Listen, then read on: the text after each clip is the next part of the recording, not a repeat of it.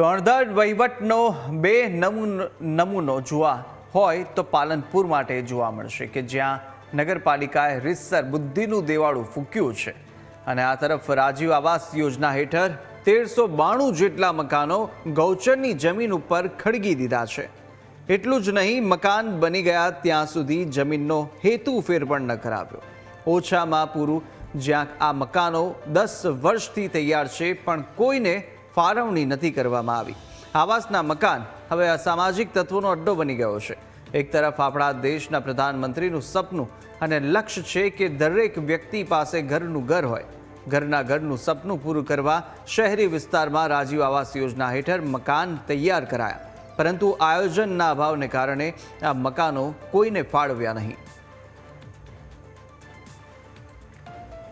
બનાસકાંઠાના મુખ્ય મથક પાલનપુરમાં આજથી 10 વર્ષ અગાઉ ગરીબો માટે રાજીવ આવાસ યોજના બનાવવામાં આવી હતી। એટલે કહી શકાય કે 63 કરોડ રૂપિયાના ખર્ચે 1300થી પણ વધુ જે આવાસના મકાનો છે તે કરોડોના ખર્ચે બનાવાયા હતા। આજે 10-10 વર્ષ થઈ ગયા છે આ રાજીવ આવાસને, પરંતુ અત્યારે આ રાજીવ આવાસ છે તે ખંડર હાલતમાં છે ને ધૂળ ખાઈ રહી છે। એટલે કહી શકાય કે પાલિકાના જે સત્તાધીશોએ બિલ્ડર લોબીને બચાવવા માટે પાલનપુરનું જે સીમાંકન વિસ્તારમાંથી રાજીવ આવાસ યોજનાને ખંડેરીને ગ્રામ પંચાયત વિસ્તારમાં ઊભી કરી દીધી છે। પરંતુ હવે જોવું એ રહ્યું કે સરકારના જે કરોડો રૂપિયા અત્યારે ગંદા પાણીમાં ગયેલા છે એ ગરીબો માટે કામ આવશે કે લાભાર્થીઓને લાભ મળશે કે પછી એ ગંદા પાણીમાં જ જશે? Ratansinh Thakor, news capital, Banaskantha. અને હવે એ પણ સમજી લો કે આ મકાનની ફાળવણી ન થવા પાછળ કેવી નિમ્ન કક્ષાની રાજનીતિ થઈ। આ વાત વર્ષ 2016ની છે કે જ્યારે ઝૂંપડપટ્ટી વિસ્તારના લોકોને પોતાના ઘરનું ઘર મળી રહે તે હેતુથી પાલનપુર નગરપાલિકાના હરિપુરા વિસ્તારની અંદર રાજીવ આવાસ યોજના મંજૂર થઈ હતી। ત્યારબાદ મતોના રાજકારણમાં આ રાજીવ આવાસ યોજનાના 1392 આવાસ પાલનપુર તાલુકાના સદરપુર ગામની ગૌચરની જમીનમાં બનાવી દેવાયા।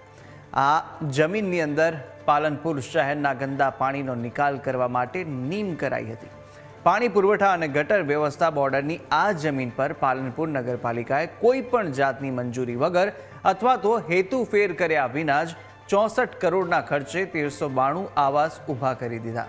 અને એટલું જ નહીં, ભૂલને છુપાવવા માટે પાલિકાના સત્તાધીશોએ બિલ્ડર લોબીને બચાવવા માટે પાલનપુરના સીમાંકન વિસ્તારોમાંથી રાજીવ આવાસ યોજનાને ખસેડી અને ગ્રામ પંચાયતના વિસ્તારમાં કરી દીધી। હવે લાભાર્થીઓને આ આવાસનો લાભ ક્યારે મળશે તે જોવું રહેશે। પાલનપુર શહેર નગરપાલિકા એટલે આખા હિન્દુસ્તાનની સૌથી ભ્રષ્ટ નગરપાલિકા। એનું સૌથી બેસ્ટ એક્ઝામ્પલ જોવું હોય તો આ રાજીવ આવાસ યોજના છે। 2016-17માં કેન્દ્રમાંથી ગ્રાન્ટ આવે છે અને ડીસામાં ગ્રાન્ટ પાસ થાય છે અને અમે રહી ગયા અને તમે લઈ ગયા। એ અંતર્ગત તાત્કાલિક આ ગ્રાન્ટ હરિપુરા વિસ્તારમાં મંજૂર કરવામાં આવે પાલનપુરમાં, અને હરિપુરા વિસ્તાર જ્યારે ખાલી કરાવવાની વાત આવે ત્યારે મત બેંકની રાજનીતિ કરી અને ત્યાંથી કોઈને હટાવવા ન પડે એટલા માટે, અને યોજના જતી ના રહે, પૈસા જવાના જોઈએ એટલા માટે કરી અને આ યોજના ત્યાંથી ખસેડી શહેરી વિકાસ વિસ્તારમાંથી ખસેડી અને એક ગ્રામ પંચાયત વિસ્તારમાં લાવીને ઠોકી દીધી। જે ગ્રામ પંચાયતના સરપંચ બી હજી રાડો પાડે છે કે અમને પૂછો તો ખરી। અચ્છા, બિલ બધા બને છે પાલનપુર શહેર હરિપુરા વિસ્તારના, માલ ઉતરે ક્યાં આગળ? સદરપુરમાં। આટલો મોટો ગોટાળો થયા પછી પણ હજી સુધી 2016-17માં બનેલા આ રાજીવ આવાસ યોજનાના 1750 ફ્લેટમાંથી 1350 ફ્લેટ અહીંયા બનાવ્યા છે, બાકીના ગઠા અહીંયા માલન દરવાજા બનાવ્યા છે। ખરેખર દેખવા જઈએ તો આ એક મોટો ભ્રષ્ટાચાર છે અને અત્યારની જે પરિસ્થિતિ છે આ જ્યારે આપણે જોઈએ છીએ ત્યારે એક આ ભ્રષ્ટાચારની મોટી ઇમારત આપણને જોવા મળે છે કે રાજીવ આવાસ યોજના એટલે ગરીબો માટેની એક આવાસની યોજના હતી અને એ યોજનાને અત્યારે એટલો બધો એના અંદર જાણે કોઈને કંઈ સમજણ પડતી નથી, અનએજ્યુકેટેડ પ્રજા રહેતી હોય એ રીતે આ લોકોએ બિંદાસ રીતે પૈસાનો જે સદુપયોગ કરવાની જગ્યાએ ગ્રાન્ટનો દુરુપયોગ કરવામાં આવ્યો છે।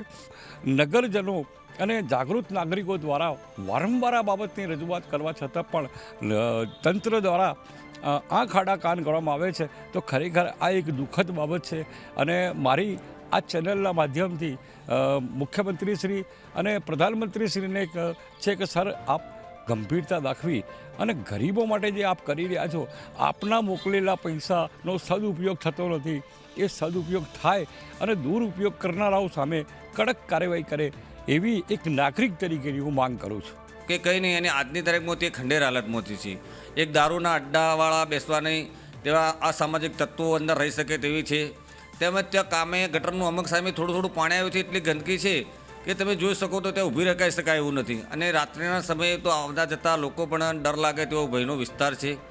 તો અમારા ગામ લોકોની તો એવી માંગ છે કે ખરેખર આ યોજના શહેરી વિસ્તારની તો તમે શા માટે નગરપાલિકાએ ગ્રામ્ય વિસ્તારના અંદર કરી? અને ચલો હવે યોજનાનો હજી તો એનો સદુપયોગ કર્યો નથી. સરકારના કરોડો રૂપિયા ખર્ચી નાખ્યા છે.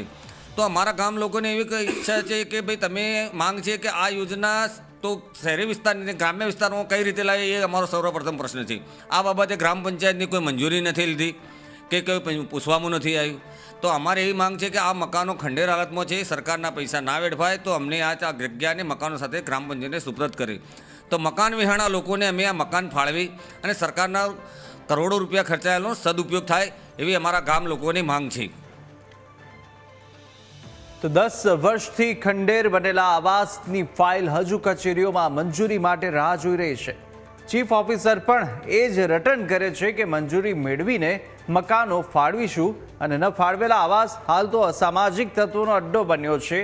હવે જોવું એ રહેશે કે આ આવાસ ખરા અર્થમાં કોઈના વસવાટ લાયક ક્યારે બની રહેશે.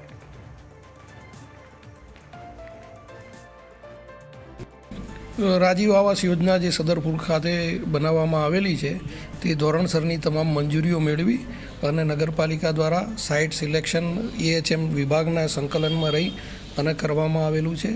અને અસામાજિક તત્વોનો અડ્ડો બની ગયો છે તે વાત સાવ ખોટી છે. નગરપાલિકા દ્વારા મેં જાતે સ્થળ ઉપર તપાસ કરેલી છે. 2 થી 3 વખત હું સ્થળ મુલાકાત લીધેલી છે, પણ આવી બાબતો કોઈ અત્રે ધ્યાન ઉપર આવેલી નથી.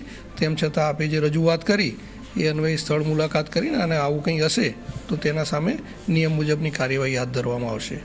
દેશના વડાપ્રધાન નરેન્દ્ર મોદીનું એક સ્વપ્ન હતું કે કાચા મકાન ધારકોને પાકું મકાન મળે. તે હેતુસર સરકાર દ્વારા જે શહેરી વિસ્તારમાં રાજીવ આવાસ યોજના અમલમાં મુકાઈ હતી.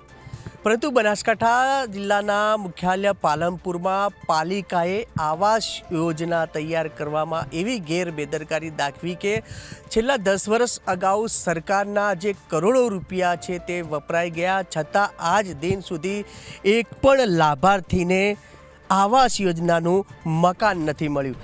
એટલે કહી શકાય કે આપને હું પાલનપુરની વાત કરું છું કે આ પાલનપુરનું જે રાજીવ આવાસ યોજના છે જે શહેરી વિસ્તારમાં બનાવવાનું હતું, પરંતુ નગરપાલિકાનો જે ભ્રષ્ટાચાર છે, ભ્રષ્ટાચારના કારણે અત્યારે આ આવાસ છે તે સદરપુરના ગ્રામીણ વિસ્તારમાં બનાવી દીધું છે. એટલે કહી શકાય કે 63 કરોડના ખર્ચે 1300થી પણ વધુ જે આવાસો હતા તે આવાસોનું અત્યારે ખંડર બની ગયું છે. આપ જોઈ શકો છો કે છેલ્લા 10 વર્ષથી આ આવાસ બનાવેલા છે, પરંતુ આજ દિન સુધી એક પણ લાભાર્થીને આનો લાભ આપવામાં નથી આવ્યો. અને અત્યારે જે આ આવાસ છે રાજીવ આવાસ, ત્યાં આગળ મોટા મોટા ઝાડ ઉગી નીકળ્યા છે. એટલે કહી શકાય કે એક જંગલ જેવું બની ગયું છે ને ગટરનું ગંદુ પાણી અહીંયા વહેતું થયું છે. એટલે કે અત્યારે તો સરકારના 63 કરોડ રૂપિયા ગટરના ગંદા પાણીમાં ગયા હોય તેવું લાગી રહ્યું છે. અને આનો કારણ છે માત્ર નગરપાલિકાના ભ્રષ્ટાચારના કારણે સરકારના જે કરોડો રૂપિયા અત્યારે પાણીમાં ગયા છે. એટલે કહી શકાય કે ક્યાંક ને ક્યાંક નગરપાલિકાએ આ રાજીવ આવાસ યોજનામાં કરોડો રૂપિયાનો ભ્રષ્ટાચાર કર્યું હોય તેવું અત્યારે સ્પષ્ટ નજર આવી રહ્યું છે. કેમેરા પર્સન જીતુ સોલંકી સાથે રતનસિંહ ઠાકોર, ન્યૂઝ કેપિટલ, બનાસકાંઠા.